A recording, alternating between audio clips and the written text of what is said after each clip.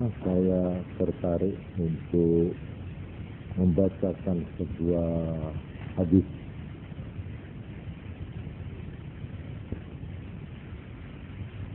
dari seorang yang disebut Zirr bin Hubaysh. Ini seorang tabi'i, seorang murid sahabat. Dia cerita, saya mengunjungi seorang sahabat yang bernama Sofwan bin Assal. Saya bertanya tentang beberapa masalah agama. Antara lain, saya bertanya, hal sami'tahu yadhkuru fil hawa syai'an?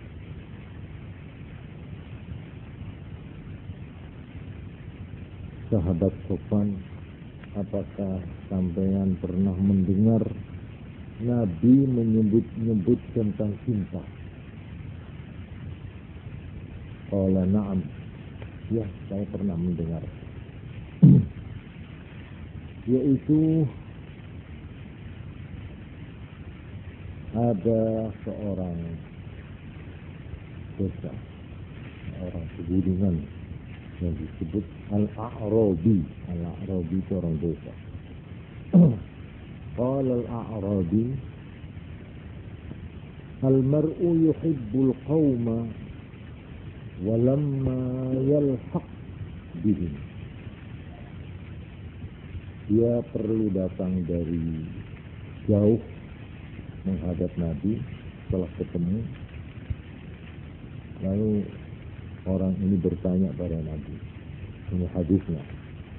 Al-mar'u yuhibbul qawma. Ada orang yang senang dan cinta kepada kaum, kepada satu golongan, tapi walamma yalhaq bihim. Tapi orang ini belum bergabung, dalam arti belum menyertai amal-amalnya. Artinya dia senang dan cinta kepada orang-orang yang baik, tapi dia sendiri belum mengerjakan amalan-amalan atau perbuatan-perbuatan yang seperti yang dicintai itu. Ini pertanyaannya sudah diberi sudah diberi keterangan. Ada orang cinta, tapi hanya cinta saja, belum sampai mengerjakan atau meniru perbuatan orang yang dicinta itu. Maka tahu-tahu Kanjeng Nabi menjawabnya, qala Nabi sallallahu alaihi wasallam, al-mar'u ma'a man ahabba yaumal qiyamah. Orang itu akan berkumpul bersama orang siapa yang dia cintai, akan berkumpul di hari kiamat. Ini hadisun hasanun sahih rawahu Tirmidzi. Ada lagi rawahu Muslim dari sahabat, bukan sahabat Sofwan bin Assal tadi, tapi dari sumber lain, yaitu sahabat Anas bin Malik. Sahabat Anas bin Malik ini pun bercerita persis ini. Ada orang dari A'rabi, orang pegunungan, orang desa, datang kepada Nabi. Lalu bertanya tentang ini, lalu jawabannya sama. Sehingga sahabat Anas yang menceritakan hadis ini mengatakan, ma farihna ba'dal islam farahan ashadda mimma farihna بقول النبي صلى الله عليه وسلم المرء مع من أحبه. Kami sahabat-sahabat setelah mendengar sabda Nabi itu, bahwa orang itu asal benar-benar cinta, maka ia akan dikumpulkan kelak dengan siapa yang dicintai. Kami betul-betul tidak pernah merasa gembira segembira itu, melebihi kegembiraan kami itu, kegembiraan sesudah kegembiraan pertama yaitu Islam. Kami bergembira karena menjadi orang Islam, dan kedua karena mendengar sabda Nabi ini. Nah, ini sampai sahabat Anas ini, karena dari gembiranya sampai menyatakan di hadapan teman-temannya, saksikan ya, ana uhibbullah wa rasulah wa Abu Bakar wa Umar. Saya Anas bin Malik dari seluruh perasaan saya mencintai Allah. Saksikan, saya mencintai Allah, mencintai Rasulnya, dan mencintai Abu Bakar, serta mencintai Umar ibn Khattab. Arju an akuna ma'ahum wa illam a'mal bi'amalihim. Saya mengharap kepada Allah, mudah-mudahan aku dikumpulkan dengan beliau-beliau itu, sekalipun saya belum berbuat seperti perbuatan beliau-beliau. Jadi cinta adalah permulaan titik tolak yang besar sekali pengaruhnya dan bekasnya. Pernah saya itu membaca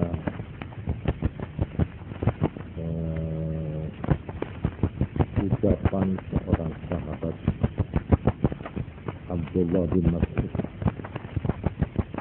tentang cinta ini. La yas'alu ahadukum an nafsih illa al-Qur'an. Kalau kamu ingin menilai dirimu, janganlah salah seorang kamu menilai dirinya kecuali Quran. Ini sebagai barometer. Fa in kana yuhibbul Qur'an wa yuhibbu. Kalau dia cinta kepada Quran dan merasa terpesona, bahwa yuhibbullah wa rasulah, maka dia berarti cinta kepada Allah dan Rasulnya. Wa in kana yubghidul Qur'an bahwa yubghidullah wa rasulah. Siapa yang hati kecilnya kurang senang pada Quran, membenci Quran, maka itu berarti membenci Allah dan Rasulnya.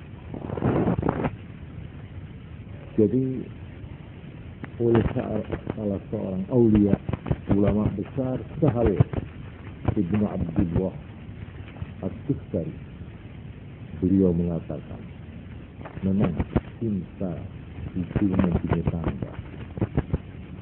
Seperti yang dikatakan oleh sahabat Abdullah bin Mas'ud tadi, itu adalah masalah tanda.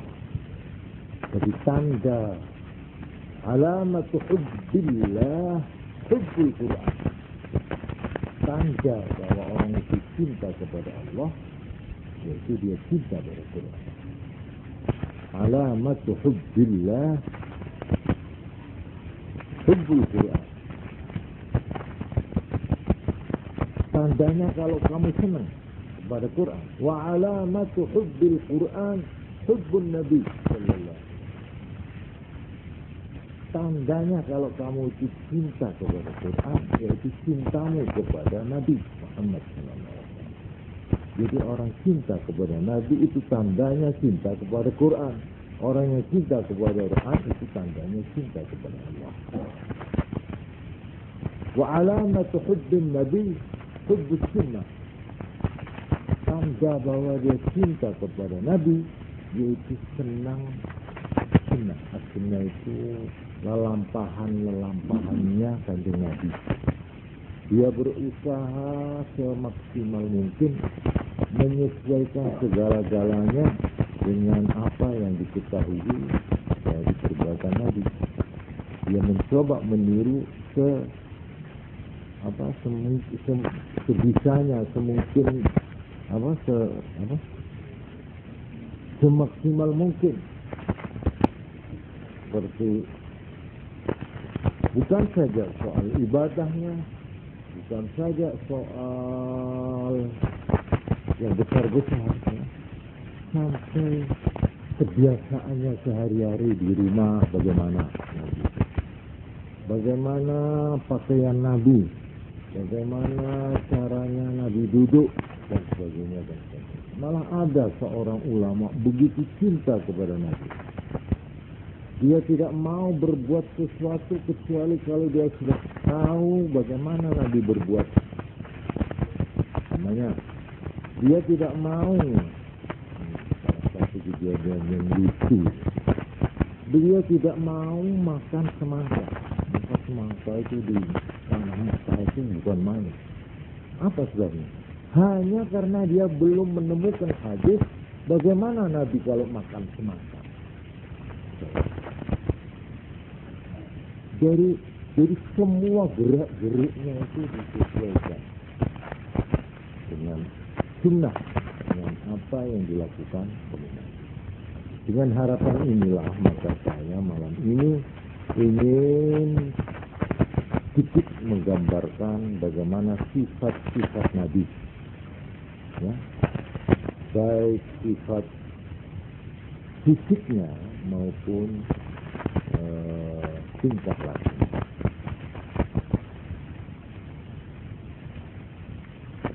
Pertama yang ingin saya kemukakan,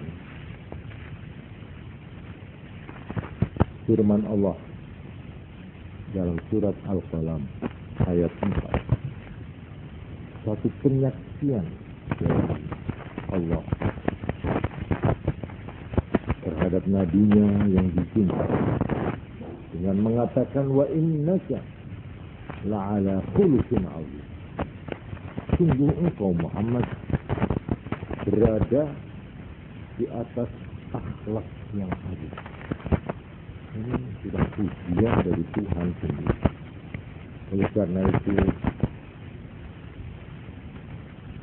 ulama-ulama ahli syair, pujangga-pujangga Islam di dalam menumpahkan rasa cintanya itu ditulis yang sekarang menjadi bacaan umum, yaitu Barzanji, Daiba, sekarang jadi Didaan, Daiba, itu seorang pujangga besar, itu pengarangnya. Juga Burj, dalam arti mencintai Nabi.